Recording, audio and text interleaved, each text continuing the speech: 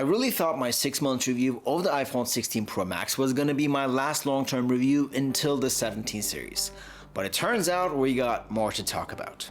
Enjoy the episode. Even though I was excited for the 16 Pro Max after using the 15 Pro, but trying other phones over the past 8 months and coming back to the 16 Pro Max to test out its current state, I realized something. If this was my first iPhone ever, it wouldn't be the device that convinced me to stick with iPhones. And this video is all about that. I'm currently using the iOS 18 4.1, and iOS 18 releases have included some bugs and glitches since the release day, and it's to a point where I don't even bother testing out betas anymore because each full release used to run like a beta anyways. Now 8 months later, it's hard to come across glitches. There are still some, which is hard to run into during a recording session of course, but what I'm generally experiencing is a software that is not snappy as iOS 17.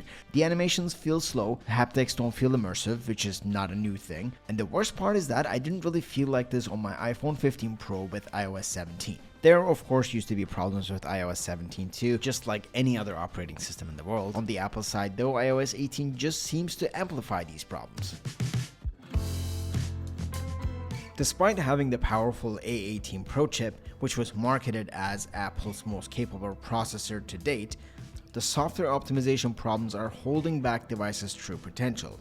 Even simple tasks, even though it's a lot better now at the 8 months point, occasionally result in unexpected glitches, something I rarely experience on previous iPhones. There are also UI inconsistencies too, like control center bugs, touch input delays, which we will get into in a bit. It's like the hardware and software spoke two different languages at launch and it still does not feel complete after 8 months.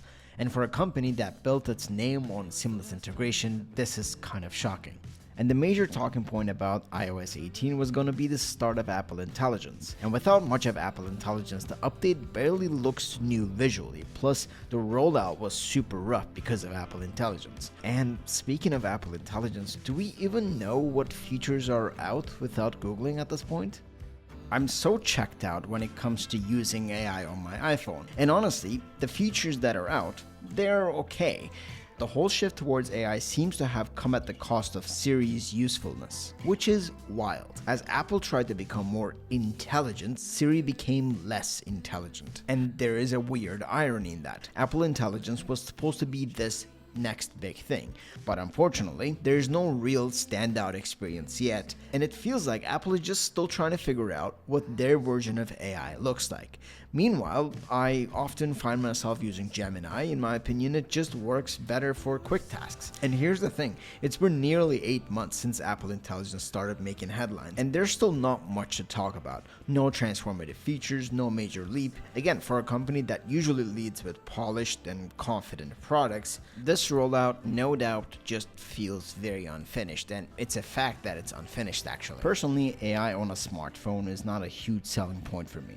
If Apple never talked about AI, I still would have bought this phone and made it my primary device for months. But I just rather not have a product or service that is unfinished or massively delayed. But hey, talking about Apple Intelligence is kind of like giving easy negative points to Apple.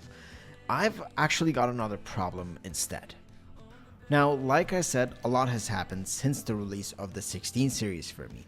I used quite a bit of Samsung devices and I came back to the 16 Pro Max for a few months to test out the iOS updates and make content. But each time I found it a little difficult to stick to the Pro Max for a long time. And it has not been because of iOS 18 or Apple Intelligence. It instead was because of the display. And this display looks gorgeous, although a little reflective. It supports 120Hz, very accurate colors, but it's not about what's on the spec sheet. For a few months, I genuinely thought that I was losing my mind. I kept mistyping words constantly. At one point, I started questioning whether I'd just forgotten how to type. But no, turns out it wasn't me.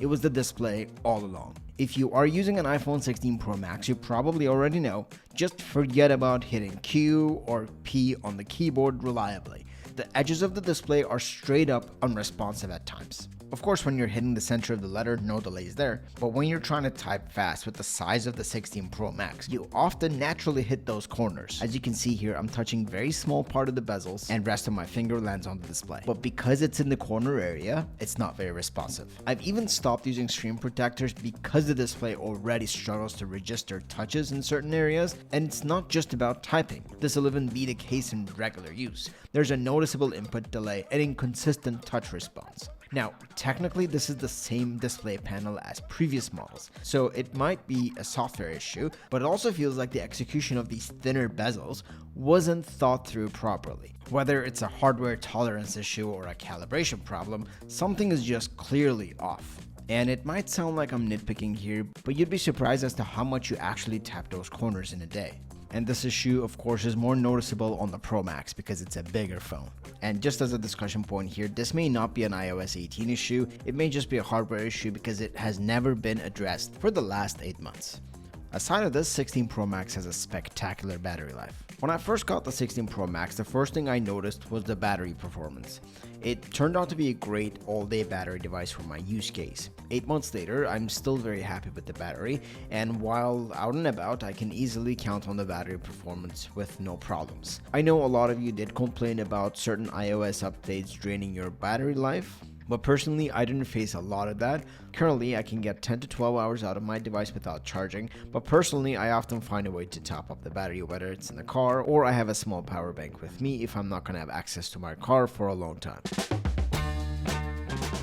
I know this might be a subjective take, but I find the 16 Pro Max pretty uncomfortable to use, especially one-handed. While the device weighs in at 227 grams, which isn't outrageous on paper, the real issue lies in the weight distribution. It's top-heavy due to the massive camera module that's apparently gonna get even bigger in the 17s, and you can really feel the imbalance when you're holding it for extended periods of time, or trying to navigate with one hand. Speaking of one-handed use, Apple's one-handed muse is arguably one of the weakest out there.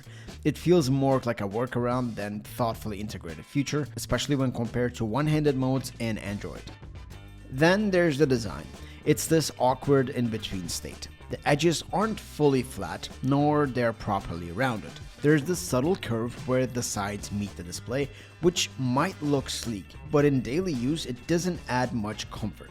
In fact, it often digs into your palm during prolonged use. I wish Apple just committed to a single design direction, either a truly flat slab or a fully contoured body. Another point is the thickness. If the device was more slimmer, I think it would go a long way making it less brick-like and more refined in hand. And maybe that's something Apple is exploring for the next generation. We'll see what September brings. I know I've been complaining about the size of the Pro Max for a while, but when I got the Pro Max, the price actually made sense.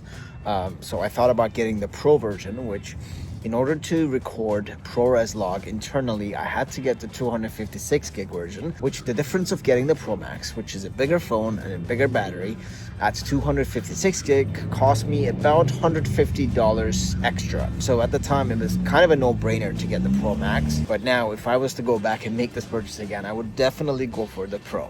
Speaking of ProRes video recording, 16 Pro Max camera department never failed me. I live for that ProRes log recording and great photography capabilities. Camera department is the most consistent side of iPhones in my opinion. That being said, in my opinion, camera control button is the worst thing about the camera department.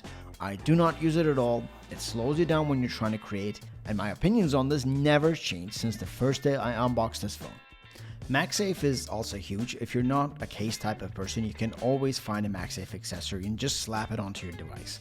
You don't need a magnetic ring, and the right accessories can really come in clutch when needed. If I was to give you a snapshot of my 8 months with the iPhone 16 Pro Max, it would be this. Some of the cons are, it was sort of a pain to get a version of iOS 18 without constant bugs. Although there are still some bugs, but they are more rare to see. But overall, I do not find the iOS 18 snappy, and because of that, this phone sometimes feels like a chore to use.